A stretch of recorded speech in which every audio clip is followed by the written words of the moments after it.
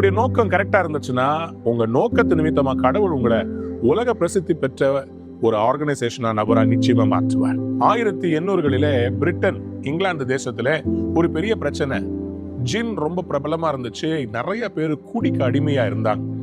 ஆகவே இந்த குடியில இருக்கிற ஜனங்க நிறைய பேர் அவங்களுடைய குடல், அவங்களுடைய லிவர், கிட்னி கெட்டு போய் மரணம் அநேகம் பேரை சந்தித்து கொண்டிருந்தது. அப்போ ஒரு மனிதனுக்குள்ள ஒரு எண்ணம் உண்டானுச்சு, இந்த அடிக்ஷன்ல இருந்து அவங்களை எப்படி காப்பாற்றி வெளியே கொண்டு வர்றது. ஜான் கேட்பரி என்கிற அவருடைய பெயர். அவர் யோசித்தாரு, instead of alcohol let me offer people a healthier and uplifting alternative. ஆகவே அவர் என்ன செய்தாரு, 1824ல பர்மிங்ஹாம் என்று சொல்லப்படுற இங்கிலாந்து இருக்கிற ஒரு சின்ன இடத்துல ஹேண்ட்மேட் சாக்லேட்ஸை அவர் செய்து விற்க ஆரம்பிச்சார். Drinking chocolate and eating chocolate. Tasty மட்டும் இல்ல, ஜனங்களுக்கு அதை சாப்பிடும்போது ஒரு சந்தோஷம் கிடைச்சது. மாரலா நான் ஒரு குடிக்கு அடிமையா இல்ல அப்படின்ற எண்ணம் அவங்களுக்குள்ள வர ஆரம்பிச்சிச்சு.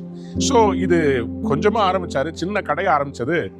ஆண்டவருடைய பெரிய கிருபையினாலே பெரிய ஆசீர்வாதமாய் மாறினது. டெம்பரன்ஸ் மூவ்மெண்ட் என்று சொல்லுவார்கள். குடிக்கு அடிமையாகாம ஒரு டெம்பரன்ஸ், அதாவது ஒரு தாங்கும் சக்தியை கொண்ட இயக்கம், மூவ்மெண்ட் உருவானது. ஆனா என்ன இதுல சூப்பர்னு சொன்னா, இவங்க ஆரம்பிச்ச நோக்கம் சின்சியரா இருந்ததுனால கடவுள் அதை ஆசீர்வதித்து அதை பெரிய கம்பெனியா மாற்றினார். அந்த சிறிய கடை ஒரு விலையேற பெற்ற ஒரு பெரிய பிராண்டாக மாறினது. அதுதான் இன்னைக்கு நம்ம பார்க்கிற கேட்பரி. 1801ஆம் வருஷத்துல பிறந்தவர் 1889ஆம் வருஷம் வரை வாழ்ந்தார்.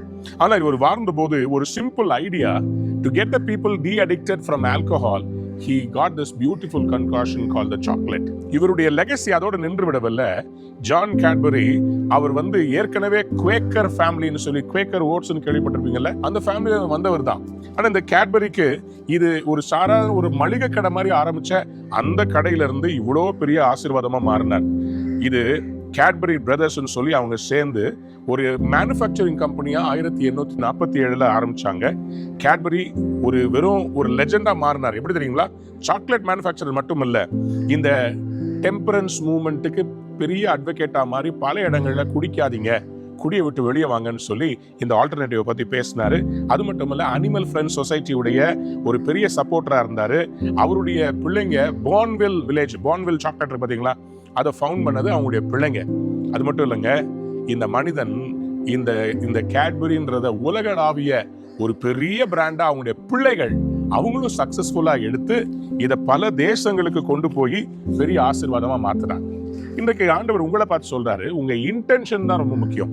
ஒரு பிசினஸா, ஒரு கடையா, அல்லது ஒரு வேலையா, ஏதாவது ஒண்ணு செய்றீங்கன்னா உங்க இன்டென்ஷனை கடவுள் பார்ப்பார். அதை ஆம்பிளிஃபை பண்ணி பெருசா மாத்த போறார். நாங்க நெஸ்ஸான்னு ஒரு தொண்டு நிறுவனத்தை 2009ஆவது வருஷம் நியூ இயர் முடிச்சுட்டு நாங்க வீட்டுக்கு போகிறோம். காலையில வீட்டுக்கு போயிட்டு இருக்கும்போது ரோட்ல பசியோட உட்கார்ந்து இருக்கிறத பார்த்துட்டு என் மனைவிட்ட சொன்னேன், நம்ம வீட்டுக்கு போய் கொஞ்சம் பிரியாணி பண்ணிட்டு கொண்டு வந்து உங்களுக்கெல்லாம் கொடுக்கலாமா? என் மனைவிக்கு அது ரொம்ப சந்தோஷமா இருந்துச்சு.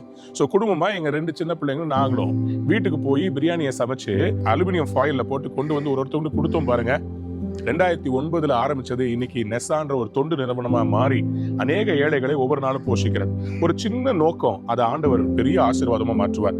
உங்கள் மூலமாய் சமுதாயத்தையும் தேசத்தையும் ஆசீர்வதிப்பதற்கு உங்க மனசுல ஒரு சின்ன ஐடியாவை போடுவார். அது பெரிய ஆசீர்வாதமா மாறும்.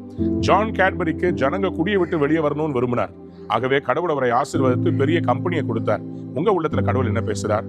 ஆதியாகமம் 4ஆம் அதிகாரம் 7ஆம் வசனம் சொல்கிறது, நன்மை செய்தால் மேன்மை உண்டல்லவோ?